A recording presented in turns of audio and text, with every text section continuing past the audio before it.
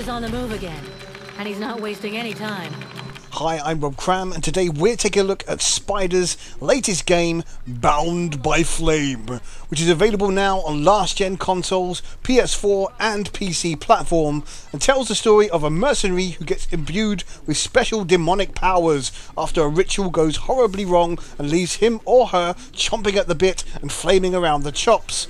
Players begin their long adventure by choosing a male or female character, with choice of a few variations and the option to select different hairstyles and race. Aside from this, the customization is pretty basic, but extends further once you've ventured deeper into the game by way of finding new bits of armour and weapons. The game starts off fairly tame, but makes no bones about the attitude of the lead character Vulcan, as she drops numerous wisecracks and sometimes obnoxious remarks amidst all the seriousness.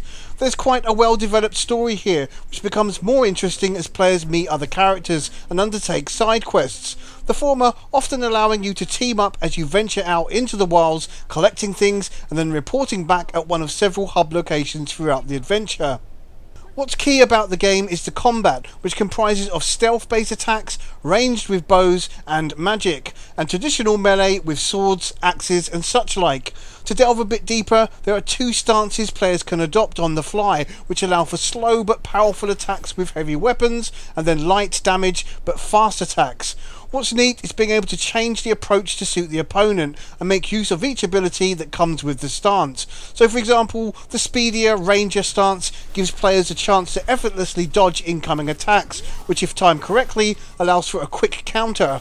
On the flip side, the Warrior stance allows for counter blocking and the chance to interrupt enemy attacks. It's a solid system that works for the most part, requiring tactical thought rather than all-out button mashing, but isn't as well polished as it could be, especially when faced with numerous opponents further into the game.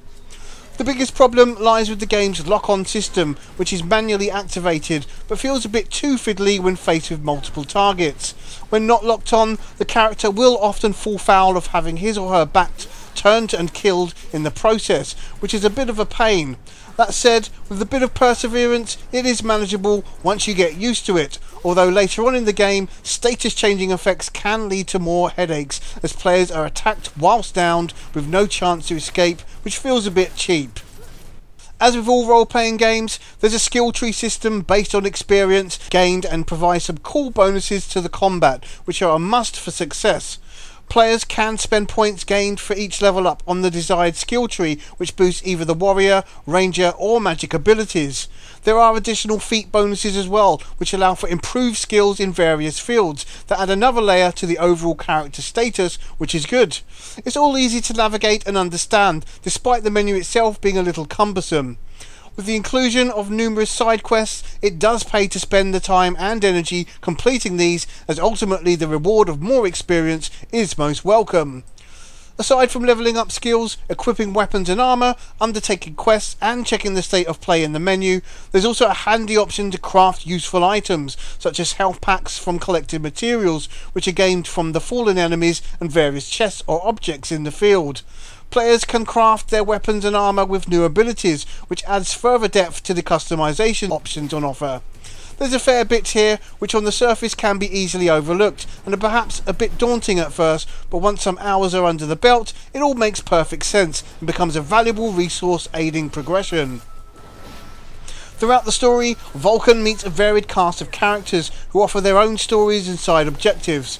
Whilst it's optional to dig deeper, there's quite a bit of characterization under the surface, which is good to explore as you team up and venture forth. Players are often presented with choices which affect relationships and the overall plot of the game, but with the demonic powers inside Vulcan's head offers a stark choice to let it consume his or her being or ignore it entirely.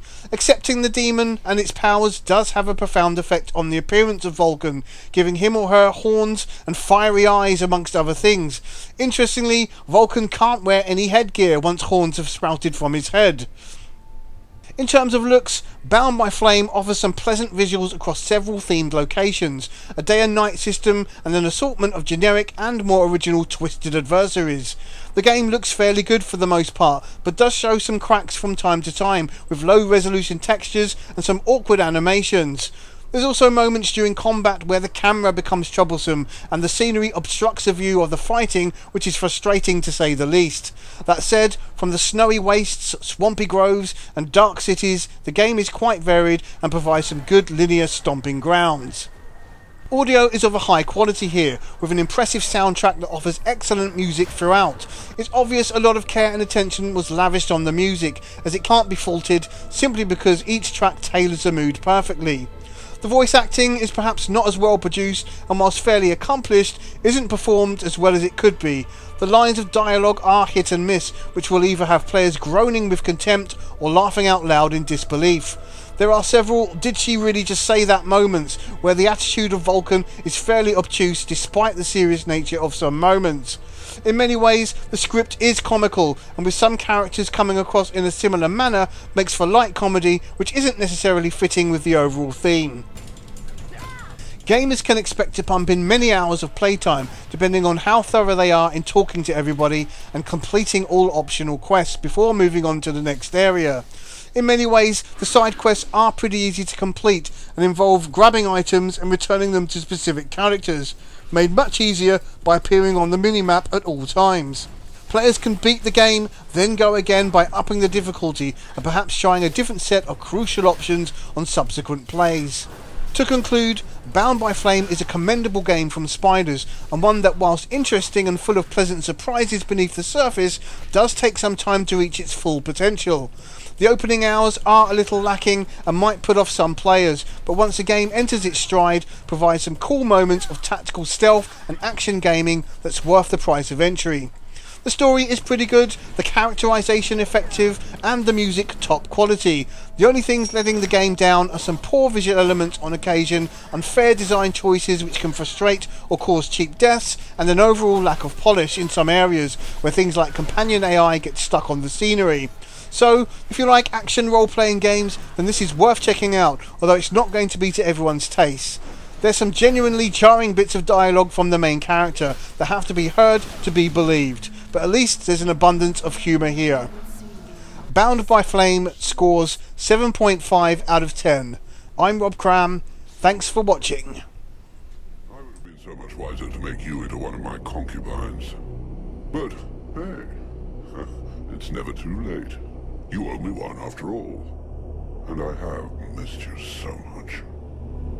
Hey, I hate to interrupt your 2-hour romantic reunion, but I'm losing the will to live over here. I didn't become a mercenary so I could listen to a lover's quarrel. You little upstart.